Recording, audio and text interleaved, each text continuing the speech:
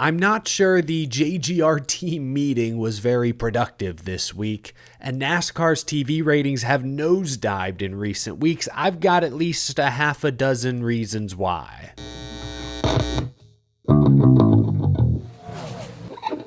How's it going, y'all? My name is Eric. Welcome to Out of the Groove, presented by Tableau TV. Ryan Ellis is bringing the Tableau TV colors to Kansas Speedway with a fitting football theme. This Saturday, I'll be shooting some content with Ryan that you'll see soon. He'll be at the Fan Zone on Saturday. And if you can't make it to the track, you can watch the NASCAR Xfinity Series on the CW using your Tableau TV device. If you click the link down in the description below, you can even take advantage of Amazon's 2-day shipping to get it in time for Saturday's race at Kansas. So thank you to Tableau TV for supporting the show. We've got a couple of topics to get to today. We'll start with the continued fallout from the Ty Gibbs-Denny Hamlin on-track dispute at New Hampshire. Early in the race, battling for 11th position, Gibbs refused to relinquish the spot. Eventually, Denny Hamlin just spun him out. After the race, Hamlin questioned why Gibbs was racing his playoff teammate so hard. Hamlin called on JGR leadership to step in and say something, while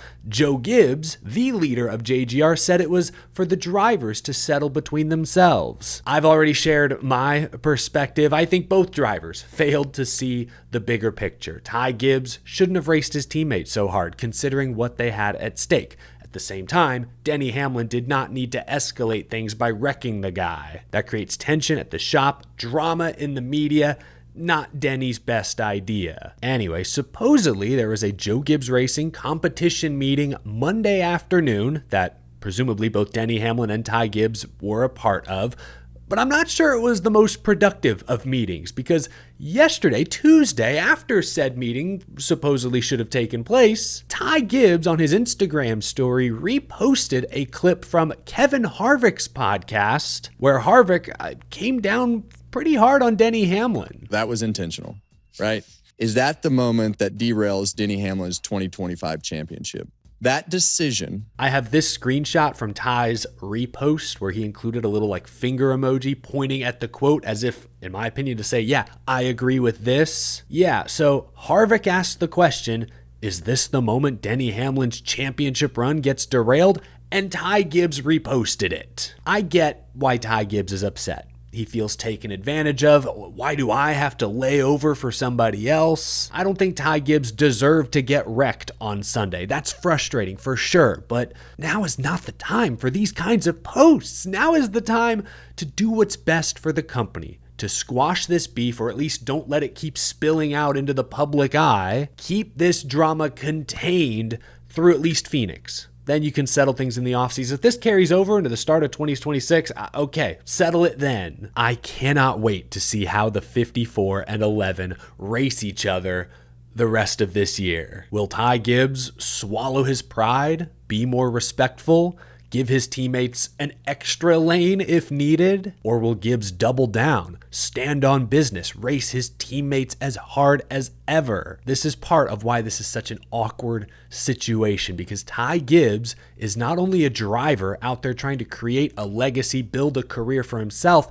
his name is also on the building. So there's this perspective from some that he should put the company's best interests first. This is an interesting spot. I would assume Ty has received the message that you need to race smart the rest of this year. Your teammates are going for a championship. See the bigger picture. But I could also understand if Ty is having a hard time seeing it that same way. Goodness gracious, will be fascinating anytime those two teammates are anywhere near each other on the racetrack the next few weeks. I'm not expecting fireworks, but shoot, it didn't take much at New Hampshire to set the 11 car off, so we'll see what happens going forward. Ooh, hang on. This is happening in real time. Breaking news as I'm recording this late on a Wednesday afternoon. Rodney Childers has a new home. Kyle Busch fans, you can cross Rodney off your list. Rodney Childers is joining Junior Motorsports next season, will be the crew chief for the number 1 car that will be shared by Carson Kvapil and Connor Zilisch. I'm sorry, did I say Xfinity? I meant the Junior Motorsports O'Reilly Auto Parts Series number 1 entry.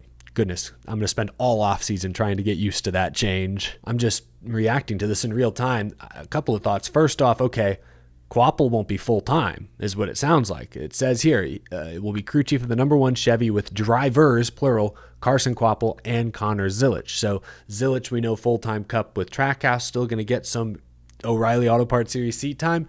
Carson Kvapil won't be full-time. Damn, I feel like he's had a solid rookie year. Obviously, it's been overshadowed by Zilisch having the rookie year of all time, but he's still in the playoffs. He's come close to a couple wins. Early in the year, I really felt like he impressed at a few tracks I didn't expect to see him run well at. So to see Kvapil, late model kid, going to a part-time schedule, I guess, maybe he'll run the bulk of the races. That's interesting. I'm not sure what to make of that. Could just be a funding thing. I don't know. I really don't know there. But Rodney Childers, I guess that's the big story here. Obviously, ton of success for years with Kevin Harvick over at Stewart-Haas Racing, moved over to Spire Motorsports in the offseason, spent the first 9 weeks of the year with Justin Haley, and then the team approached him and they decided to go their separate ways. I still think Rodney Childers could be very valuable to a Cup Series team, even in the next-gen era, spec car and all that, but the Xfinity or O'Reilly Series might fit his wheelhouse a bit better. I don't know if there's much, but there's probably a little more wiggle room to play with. The teams are building more of their own gear week in, week out. So this could be a huge get for JRM, who is already having an incredible 2025 season between Zilisch and Allgaier especially. Rodney Childers could help him get even better, frankly. So cool to see Rodney land somewhere where he can be competitive. He will be a factor right off the bat. Good for him. Yeah, that instant reaction here. But we've got other topics to get to. Let's move on. Changing the subject completely. It's time for a broader, much larger, more state of the sport type discussion.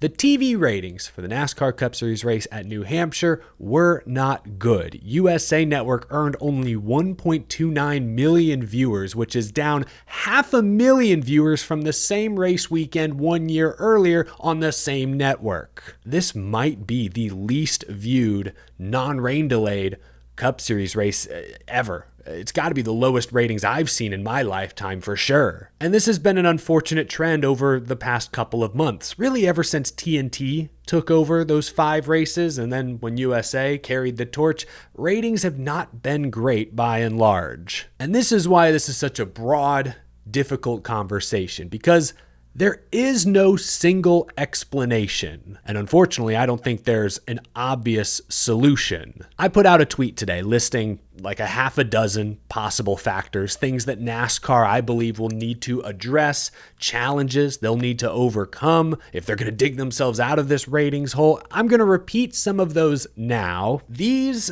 are simply facts. Number 1, the current next-gen car and playoff points format structure are polarizing, to say the least. 2, there are few, if any, household name superstar drivers that transcend racing circles the way Dale Earnhardt Jr. or Jeff Gordon did. 3, the NFL, whose season just started in the last few weeks, is setting viewership records almost every year. They are widening the gap to just about everything on television these days. 4, cable subscriptions in the US decrease every year, and NASCAR has more Cup races on cable this season than they have maybe ever before. 5, NASCAR has always had an older TV demographic than most major sports. Some of those fans, frankly, are aging out or are paying more attention to politics or other content. For example, this weekend, the Charlie Kirk Memorial broadcast on Fox News alone got over 5 million TV viewers. And finally, younger audiences are not watching cable as much as previous generations and are less likely to sit through 3-hour sports broadcasts. I mean, Adam Silver, the NBA commissioner, recently admitted that the NBA is a highlights league. So those are facts that I think highlight many of the challenges NASCAR is facing right now. Some of them are their own doing. They've dug themselves into this hole over the past couple of decades. Others are just the world changing around them. And again, like I said at the beginning, there is no simple solution. That's the hard part. You could get rid of the playoffs. That might be a good move in the long run, considering F1 and IndyCar's ratings suggest their fans tune in regardless of the championship picture. But that data, I guess, would also suggest that the points format really has no bearing on ratings. So I'm not sure that's the leading issue. NASCAR could fix the car or make the racing product better, yes, but everyone has a different idea of what great racing is. For example, someone in my mentions today adamantly insisted that the spring 2024 Kansas race, with tons of action throughout, a near 4-wide photo finish, they insisted that was not a great race. Yes, the car needs work. Yes, some of the broadcasts, frankly, are stale, but that's just the tip of the iceberg. What is good racing? NASCAR seems to think parity, lots of different winners, equals good racing. And I mean, to back up their claim, ratings dipped during the Jimmy Johnson 5-championship streak. Ratings took a dive in 2018, the year of the Big Three. Daytona, Talladega, the randomizers continue to draw in the best viewership. So maybe NASCAR has a point. But then you look at F1. I would argue the racing product in Formula One isn't that compelling. A lot of domination, limited passing, team orders. But most other folks my age love Formula One and have a hard time accepting NASCAR. So again, I ask the question, what is good racing? What would actually make the product better? We can say fix the car, but that's broad. I would love for them to make this car better in traffic, for example. But that alone isn't going to fix the ratings problem. Unfortunately, I have far more questions than answers. Like one question, a hard question to ask, is oval racing just that niche now? One thing is for sure, the NFL football has always been huge, but it's bigger now than ever before. The data backs that up. And in my opinion, a big reason why is their whole product, their TV product, is so much better than NASCAR's right now. And I say that as a diehard NASCAR fan. The NFL is high stakes, superstar quarterbacks everyone knows the name of. They have built-in TV timeouts for advertisers. They have thrilling highlights, incredible athletes.